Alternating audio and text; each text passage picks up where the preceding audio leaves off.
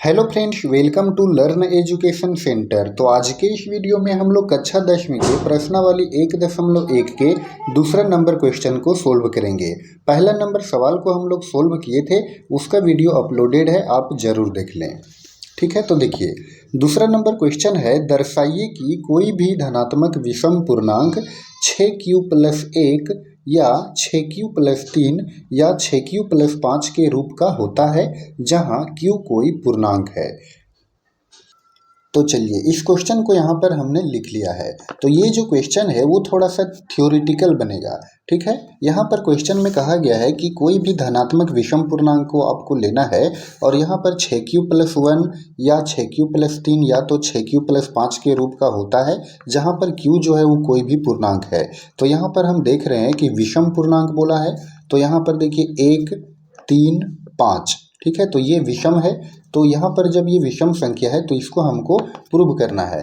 ठीक है, तो इसको प्रूव हम करेंगे थ्योरी में। तो इसके लिए हम लोग लिखेंगे, माना Q कोई धनात्मक पूर्णांक है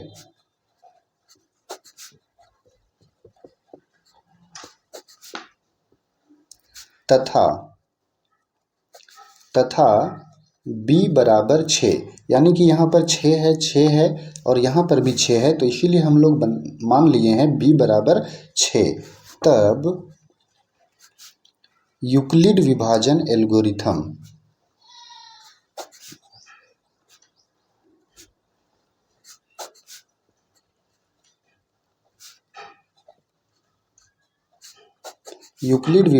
एल्गोरिथम से यहाँ पर सूत्र जो हो जाएगा वो क्या हो जाएगा, a बराबर BQ+R, यानी कि भाज्य बराबर भाजक गुने भागफल प्लस में शेषफल। ठीक है, अब यहाँ पर लिखेंगे चूंकि b इज लेस देन और equal to r is less than और इक्वल टू 6। फिर हम आगे लिखेंगे, इसलिए संभावित शेषफल, इसका जो संभावित जो शेषफल होगा, संभावित शेषफल क्या क्या हो सकता है, संभावित शेषफल हो सकता है 0, 1, 2, 3, 4 और 5। यानी कि जब हम 6 में किसी भी संख्या से अगर हम भाग देते हैं तो उसका जो शेषफल होगा वो 6 से छोटा ही होगा।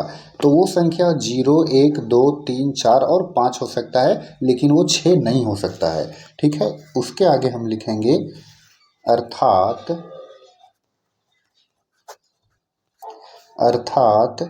Q संख्याओं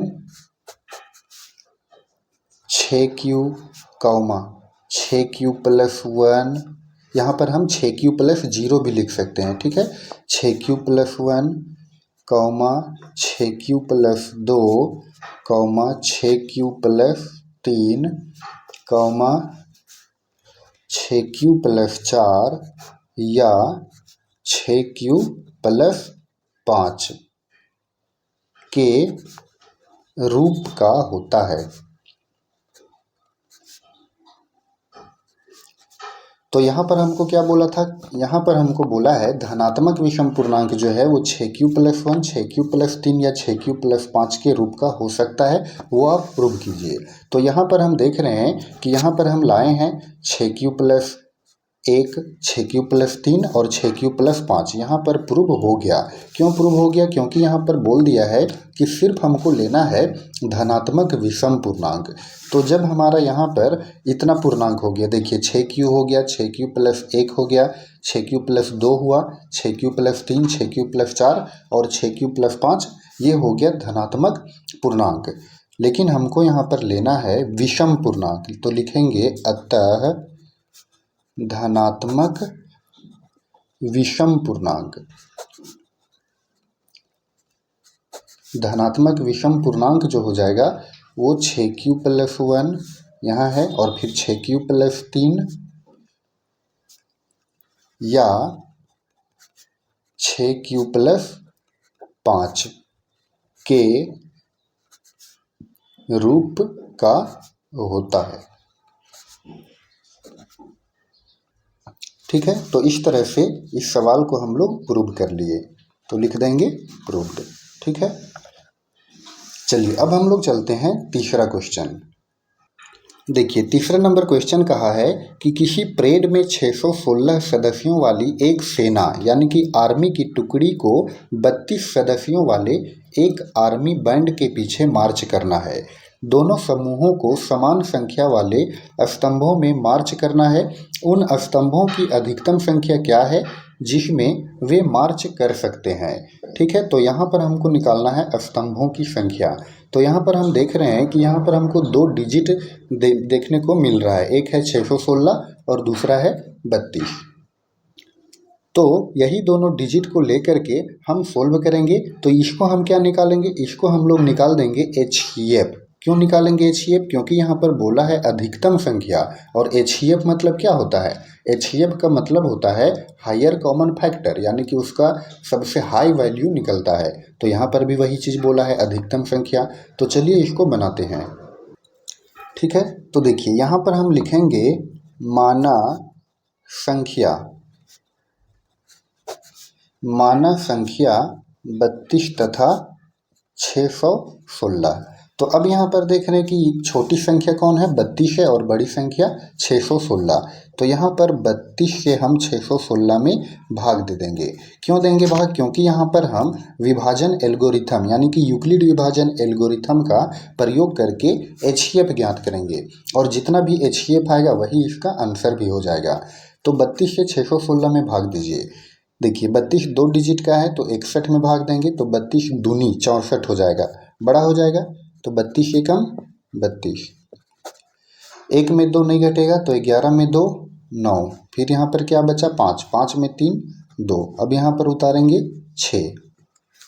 अब यहाँ पर क्या करेंगे कि 9 से भाग देंगे, तो 32 नवा क्या हो जाएगा 288।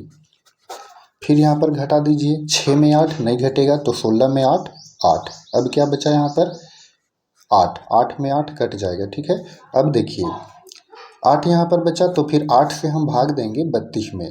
तो देखिए 8 चौके 32, कट गया पूरा पूरी। तो इस तरह से यहाँ पर यूक्लिड विभाजन एल्गोरिथम का प्रयोग करके यहाँ पर देखिए HCF जो इसका निकला वो कितना निकला 8 निकला। तो यहाँ पर हम लिखेंगे 616 बराबर 32 गुना 19 प्लस 8, 32 गुना 19 प्लस 8, यानी कि भाज्य बराबर भाजक गुने भागफल प्लस शेषफल। फिर यहाँ पर देखिए भाज्य है 32, तो 32, तो ये हो गया भाजक हो गया 8, भागफल हो गया 4, और इसका जो शेषफल हो गया वो कट गया था, यानी कि 0 बचा। तो इस तरह से HCF कितना निकला, HCF निकल गया 8। इसलिए स्तंभों की संख्या पूछा था, स्तंभों की कुल संख्या, स्तंभों की कुल संख्या बराबर हो गया 8, और यही 8 जो है इस क्वेश्चन का आंसर हो गया। तो फ्रेंड्स आई होप कि आपको ये क्वेश्चन अच्छे से समझ में आया होगा। तो फ्रेंड्स वीडियो को ज़्यादा लंबा नहीं करते हैं, तो अगले वीडियो में हम सोल्व करेंगे क्वेश्चन नंबर 4 और 5 को। ठीक है, तो फ्रेंड्स इसी तरह का कक्षा 10वीं का मैथमेटिक्स का पूरा सॉल्यूशन देखने के लिए हमारे चैनल को सब्सक्राइब जरूर करें। धन्यवाद।